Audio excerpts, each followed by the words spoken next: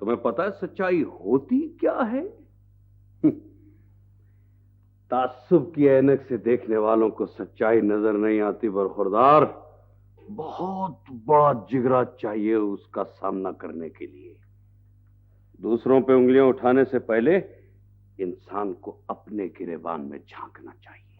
उस मैली बनियान को देखना चाहिए जो सफेद बुराक और कलफ लगी कमीज के नीचे छुपी होती है हौसला देखने का। तभी तो मैं आया। तुम आए नहीं, भेजे गए हो।